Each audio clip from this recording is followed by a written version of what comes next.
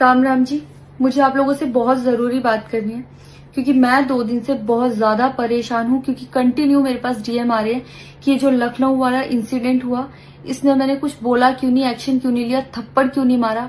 और कुछ लोग मुझे ही गलत समझ रहे हैं, कुछ मीम्स पे लिख रहे हैं कि ये तो हंस रही थी, मजे ले रही थी। कि पब्लिक में कोई मुझे ऐसे टच करके जाएगा उसमें मुझे खुशी होगी, मुझे मजे आएंगे। सारी बात ये थी कि जब इनका सॉन्ग के लिए मेरे पास कॉल आया तो मैंने सारी चीजें क्लियर कर ली थी कि इसमें ऐसा वैसा कॉस्ट्यूम तो नहीं है, कोई डबल मीनिंग लाइन तो नहीं है और इसमें ऐसा वैसा सीन तो नहीं है। और मैं शूट पर गई, शूट पे सब कुछ नॉर्मल था, मुझे कोई प्रॉब्लम नहीं हुई। जब इन्होंने मुझे लखनऊ के इवेंट के लिए बोला तो मैंने हाँ बोल दिया क्योंकि मुझे शूट पर भी कोई प्रॉब्लम नहीं हुई थी। और जब मैं लखनऊ में गई, मैं स्टेज पर थी, मैं पब्लिक से बात कर रही थी। पवन सिंह जी ने मुझे बोला कि इधर कुछ लगा हुआ है।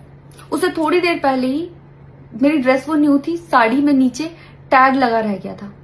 तो मेरे दिमाग में आया कि शायद ब्लाउज का भी टैग लटक रहा होगा।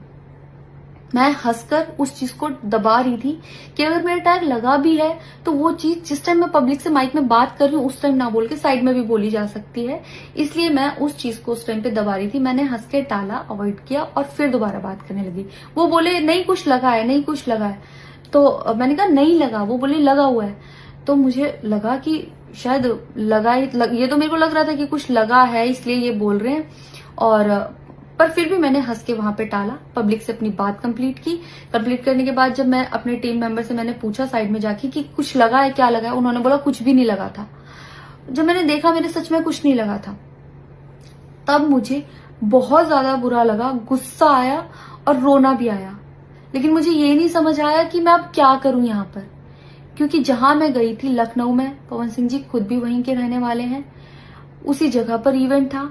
जितना वो क्राउड था वो सारा उनका फैन बेस था। उनको भगवान बोल रहे थे और भक्त बोल बोल के उनके पैरों में गिर रहे थे। वो उनका फैन बेस था, क्राउड था। तो मुझे समझ नहीं आया कि मैं क्या करूं। अगर मैं कुछ भी बोलती तो क्या वो लोग मुझे सपोर्ट करते। मेरे साथ कुल 3-4 बंदे यहां से गए थे, तो वहां जितना क्राउड था क्या वो लोग मेरा साथ देता। मैंने सोचा मैं बैक स्टेज जाके बात करूंगी।